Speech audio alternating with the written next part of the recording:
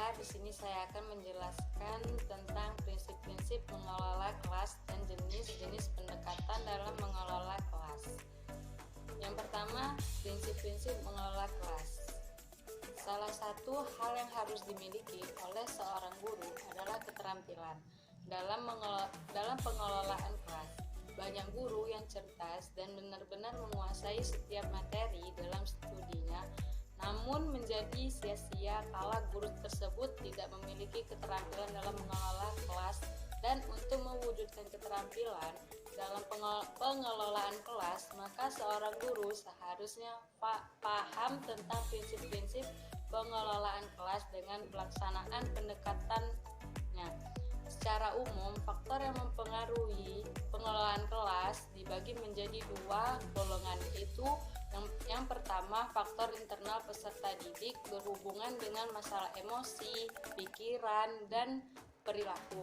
Yang kedua, faktor eksternal terkait dengan masalah suasana lingkungan, penempatan, pengelompokan, jumlah peserta didik, dan sebagainya. Karena itu, dalam rangka meminimalisasi masalah gangguan dalam pengelolaan kelas, perlulah setiap guru memahami prinsip-prinsip pengelolaan kelas, antara lain yang pertama, hangat dan antusias, yang kedua, tantangan, yang ketiga, bervariasi, yang keempat, keulesan, yang kelima, penekanan pada hal yang positif, yang keenam, penanaman disiplin. Jenis-jenis pendekatan dalam pengelolaan kelas. Berbagai pendekatan tersebut adalah seperti dalam uraian berikut ini. Yang pertama, pendekatan kekuasaan. Pengelolaan kelas diartikan sebagai suatu proses untuk mengontrol tingkah laku anak didik. Peranan guru di sini adalah menciptakan dan mempertahankan situasi disiplin dalam kelas. Yang kedua yaitu pendekatan ancaman. Dari pendekatan ancaman atau intimidasi inti, memperoleh kelas adalah juga sebagai suatu proses untuk mengontrol tingkah laku anak didik. Tetapi dalam mengontrol tingkah laku anak didik dilakukan dengan cara memberikan ancaman, misalnya melarang, ejekan, sindiran, dan memaksa. Yang ketiga, pendekatan kebebasan. Pengelolaan diartikan suatu proses untuk membantu anak didik agar merasa bebas untuk mengerjakan sesuatu kapan saja dan di mana saja. Peranan guru adalah menguasakan semaksimal mungkin kebebasan anak didik.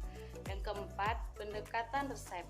Pendekatan resep atau cookbook ini dilakukan dengan memberi satu daftar yang dapat menggambarkan apa yang harus dikerjakan dan apa yang tidak boleh terjadi di kelas.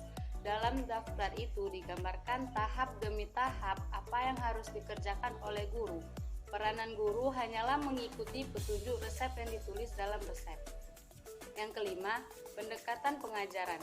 Pendekatan ini didasarkan pada suatu tanggapan bahwa dalam suatu perencanaan dan pelaksanaan akan mencegah munculnya masalah tingkah laku anak didik dan memecahkan masalah itu bila tidak bisa dicegah. Pendekatan ini menganjurkan tingkah laku guru dalam mengajar untuk mencegah dan menghentikan tingkah laku anak didik yang kurang baik. Peranan guru adalah perencanaan dan mengimplementasikan pelajaran yang baik. Yang keenam, pendekatan perubahan tingkah laku. Sesuai dengan namanya, pengelolaan kelas diartikan sebagai suatu proses untuk mengubah tingkah laku anak didik. Peranan guru adalah mengembangkan tingkah laku anak didik yang baik dan mencegah tingkah laku yang kurang baik. Yang ketujuh, pendekatan suasana, emosi, dan hubungan sosial. Pendekatan pengelolaan kelas merupakan suatu proses menciptakan iklim atau suasana emosional dan hubungan sosial yang positif dalam kelas. Suasana emosional dan hubungan sosial yang positif artinya ada hubungan yang baik antara guru dengan siswa. Di sini, guru adalah kunci terhadap pembentukan hubungan pribadi dan peranannya adalah menciptakan hubungan pribadi yang sehat. Kedelapan, pengelolaan proses kelompok. Pengelolaan Pengelolaan kelas diartikan sebagai suatu proses untuk menciptakan kelas sebagai suatu sistem sosial di mana proses kelompok merupakan yang paling utama.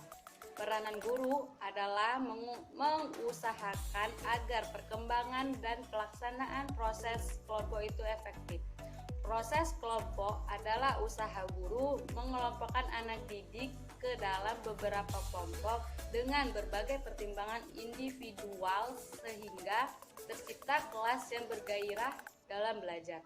Yang kesembilan, pendekatan elektis. Pendekatan elektis adalah pendekatan yang menekankan pada potensialitas, kreativitas, dan inisiatif guru kelas dalam memilih pendekatan tersebut sesuai dengan situasi yang dihadapinya. Penggunaan pendekatan ini dalam suatu situasi dapat digunakan dengan salah satu. Baiklah, itulah yang dapat saya sampaikan. Jika ada salah, saya mohon maaf. Kepada Allah saya mohon ampun. Wabillahi taufiq wal hidayah. Wassalamualaikum warahmatullahi wabarakatuh.